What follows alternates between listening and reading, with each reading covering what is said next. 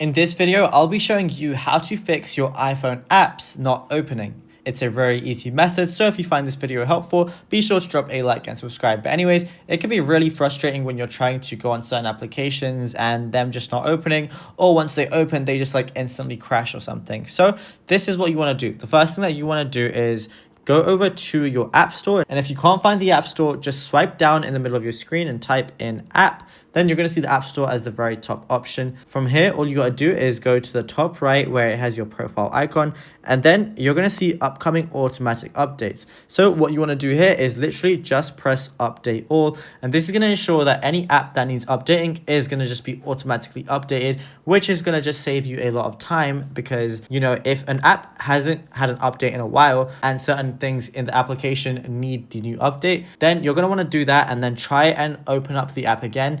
And if it works, then you should be good to go. Now, if that doesn't work, what you can also do is try uninstalling and reinstalling it. But what you can also do is go over to your settings application. Then once you're in settings, it's going to look something like this. And all you want to do is go to general and then go over to iPhone storage, which is the third option. From here, just select whichever app you want. For example, we're going to be using TikTok. And then what you want to do, you can delete the app from here if you want to, but you could also press offload app. And this basically says this will free up storage used by the app, but keeps its documents and data. And then reinstalling the app will reinstate your data if the app is available for download. So just offload the app and then reinstall it again, and then you should be good to go. Now, the final thing that I'm going to basically want you to do to make sure that your apps open properly is go back to settings and then go over to general. From general, all you want to do is go to software update, which is the second option, and then you basically want to update to the latest version of your phone. And this basically ensures that your operating system is running exactly as it should.